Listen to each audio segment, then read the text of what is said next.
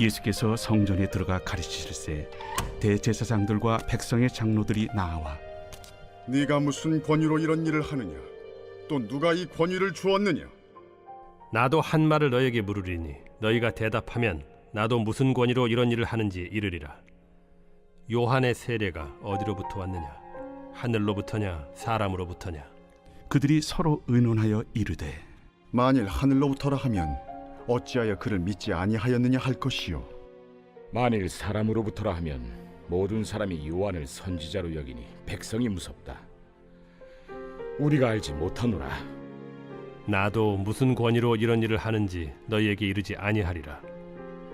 그러나 너희 생각에는 어떠하냐?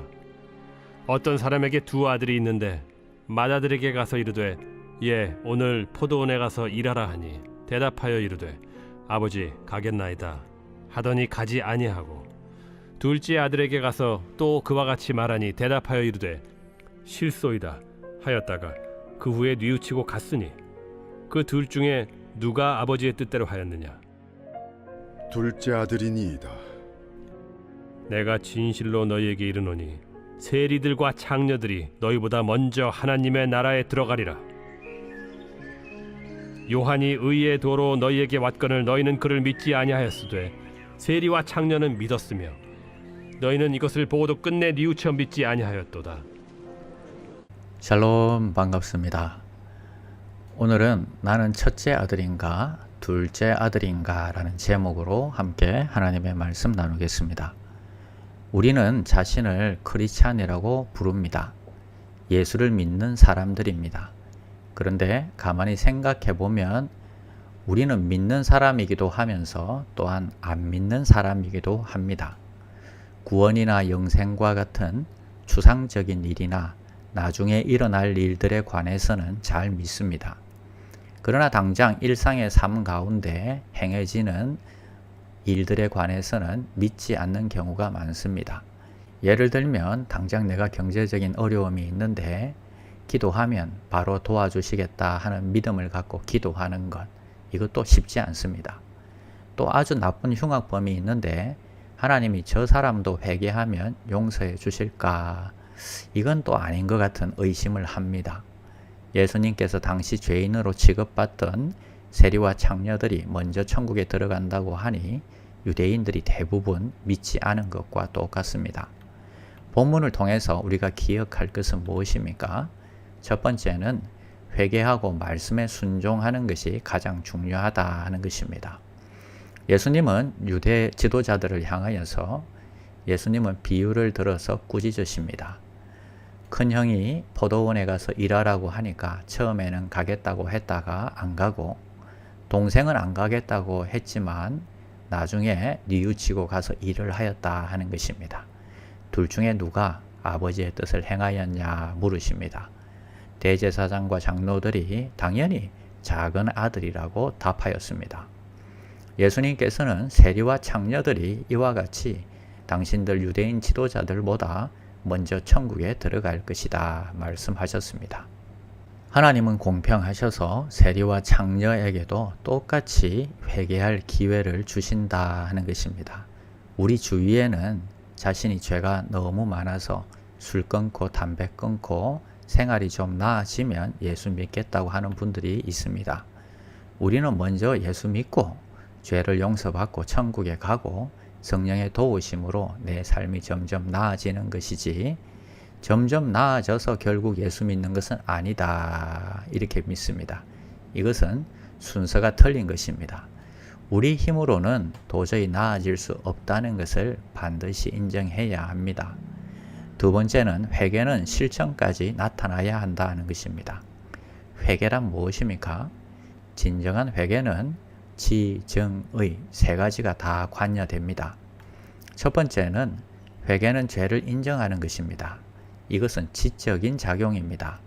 내가 죄를 지었다는 것을 인정하는 것입니다. 두 번째는 회개는 죄를 지은 것을 마음 아파하는 것입니다. 이것은 감정적인 작용입니다. 나의 죄를 안타까워하고 또 하나님께 미안해하고 하는 것입니다. 세 번째는 회개는 죄를 짓지 않고 올바로 살겠다는 결심을 하는 것입니다. 이것은 의지적인 작용입니다. 이제는 그 죄를 짓지 않겠다 하는 것입니다. 이 세 가지는 분리될 수가 없습니다. 그래서 회개하는 것은 쉽지가 않습니다. 나중에는 회개하는 것이 힘들고 어려워서 죄를 짓지 않게 되는 것입니다. 회개는 자신의 죄를 깨닫고 인정하고 죄를 지은 것에 마음 아파하고 올바로 살겠다는 의지적인 결단까지 하고 행동하는 것입니다. 의지적인 결단이 없다면 불신자들도 종종 느끼는 후회와 다를 것이 없습니다. 유대 지도자들이 창녀와 세리보다 더 늦게 천국에 들어간다는 이유는 말씀에 순종도 하지 않으면서 회개까지 하지 않기 때문입니다. 왜 회개하지 않을까요? 창녀와 세리들은 드러내놓고 죄를 짓기 때문에 주위 사람들도 다 죄인으로 인정하고 자신도 죄인인 것을 인정하는 것이 쉽습니다. 그러나 유대 지도자들은 신앙생활에 익숙하기 때문에 오히려 죄를 깨닫기가 어렵습니다. 이러한 문제는 저 같은 목회자들이 가장 빠지기 쉬운 함정입니다. 저희는 사랑과 믿음과 섬김에 대해서 설교를 많이 하다 보니 나도 마치 이것을 행하고 있는 것 같은 혼자 착각에 빠지게 됩니다. 즉, 형제의 눈에 티는 보면서 내 눈에 들보는 보지 못하는 경우가 허다합니다. 어쩌면 우리 모두가 입으로는 쉽게 순종하면서 행동으로, 삶으로는 순종하지 못하는 것이 아닐지요. 그럼 내가 입으로만 순종하는지 삶으로, 행동으로도 순종하는지 어떻게 알 수 있습니까? 자신에게 이 질문을 던져보시기 바랍니다. 설교가 좋았다, 은혜를 받았다 하는 차원을 넘어서 최근에 설교를 듣고 새로운 삶을 살기 위해서 결심을 하고 작은 일이라도 실천해 보려고 노력한 적이 있다면 언제였는지 한번 생각해 보시기를 바랍니다. 기억이 잘 나지 않는다면 아마 나는 말로는 순종했지만 행동으로는 순종하지 않은 첫째 아들과 같은 삶을 살고 있는지 모르겠습니다. 그러므로 큐티와 설교를 통해서 최근에 일주일에 한 가지 삶의 변화를 추구한다든지 실천하려고 노력했다면 나는 말씀에 입만 아니라 삶으로도 순종하려는 성도입니다. 만약 설교를 들을 때에 설교 말씀이 자신에게 들으라고 하는 말씀처럼 들린다면 혹시 누가 담임 목사님에게 내 얘기를 귀뜸했는가 하는 생각이 든다면 이것은 참 귀한 일입니다. 감사한 일입니다. 회개의 열매를 맺고 내 삶이 변해야 할 것을 발견한 것입니다. 신앙생활이 오래되어서 신앙생활이 습관이 되어서 설교가 더 이상 마음에 와닿지 않든지 들어도 비판적인 생각이 자꾸 든다면 나는 입으로만 순종하고 삶으로는 순종하지 않는 비유에 나온 첫째 아들처럼 되고 있구나 하고 회개해야 하는 기회입니다. 회개는 지적 동의, 정적인 동의, 의지적인 동의가 있어야 합니다. 의지적으로 설교 말씀을 일주일에 한 번 구체적으로 적용하려고 노력한다면 분명 여러분들은 말과 행동으로 순종하려고 노력하는 하나님이 기뻐하시는 성도입니다.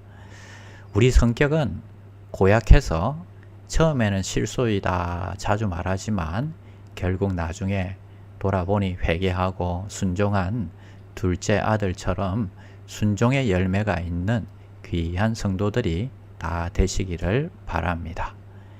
말로만 순종하는 자가 아니라 작은 것이라도 실천해 보려고 노력하는 하나님이 기뻐하시는 성도들이 다 되시기를 바랍니다. 기도하겠습니다. 성령이여, 성령이여, 나는 순종하는 것이 쉽지 않습니다. 그래도 때때로 성령께서 깨닫게 하시니 이래서는 안 되지 후회하며 다시 회개하고 순종하려고 합니다. 유대인처럼 말로만 회개하는 자가 아니라 삶으로 회개하는 자가 되게 하여 주시옵소서. 일주일에 한 가지라도 붙잡고 실천하려고 노력하는 자가 되게 하여 주시옵소서.